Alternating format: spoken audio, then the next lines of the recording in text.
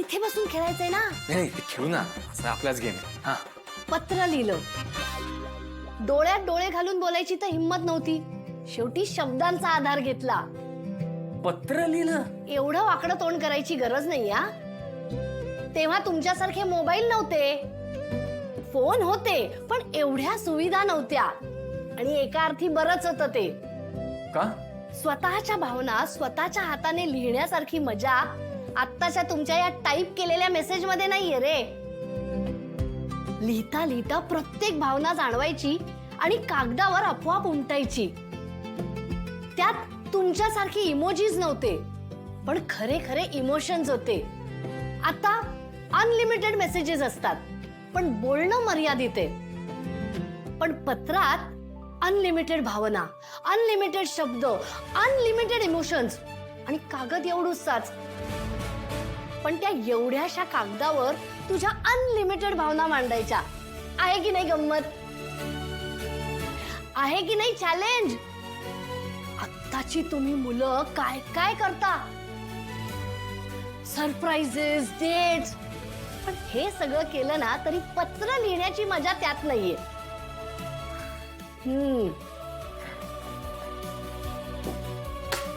आता बघाच राणीला कसं माझ्या प्रेमात पाडतो ते.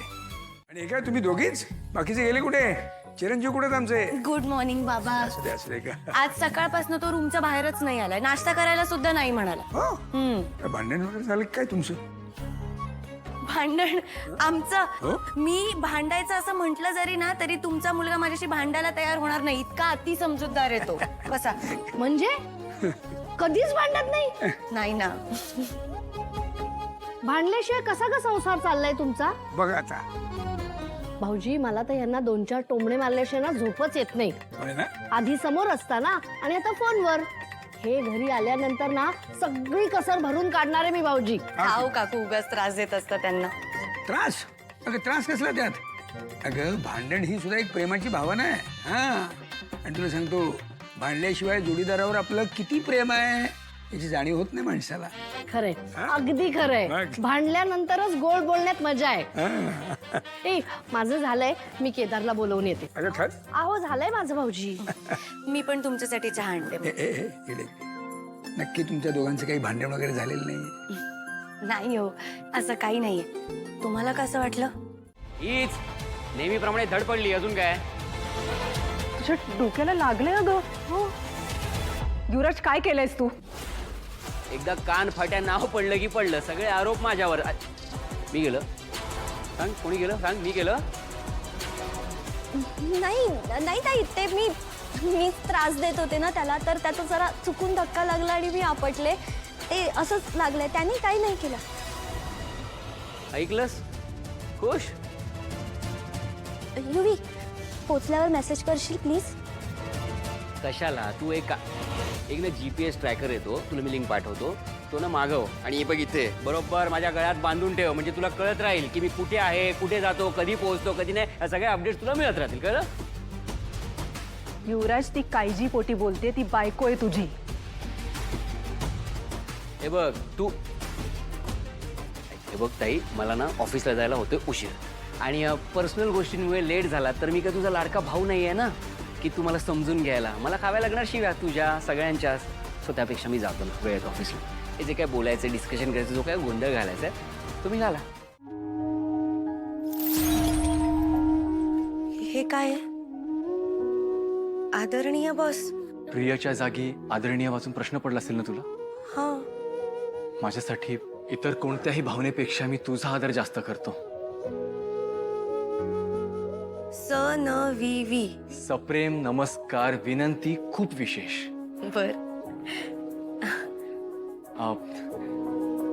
मला तुला काहीतरी सांगायचं आहे. म्हणजे फक्त कळत नव्हतं की कसं सांगू ते. हिम्मत होत नव्हती. कारण जेवढी तू उंदराला घाबरतेस ना त्याहून जास्त मी तुला घाबरतो. अरे, हे हात ना बंदूक घेताना कधी थरथरले नाहीत, पण हे पत्र लिहिताना थरथरलेत. मला तुला सगळं खरं खरं सांगायचंय बॉस. बॉस, तुला बघता क्षणी मी तुझ्या प्रेमात पडलो.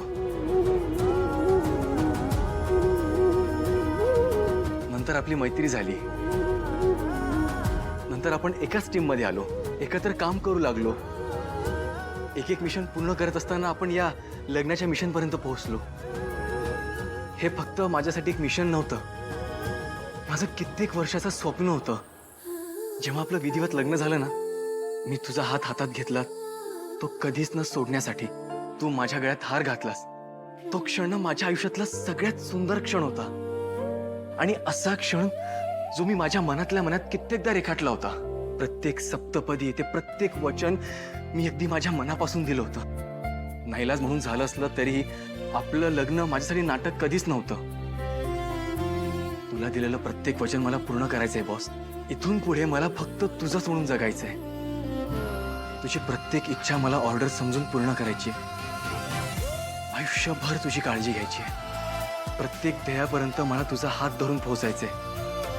आजवर फक्त केदार म्हणून जगत आलो, पण इथून पुढे मला तारिणीचा केदार म्हणून जगायचंय. असं म्हणतात की लग्न हे 7 जन्माचं नातं असतं. जर असं असेल तर मी देवाकडे एकच प्रार्थना करेल, आपला हा जन्म पहिलाच असावा.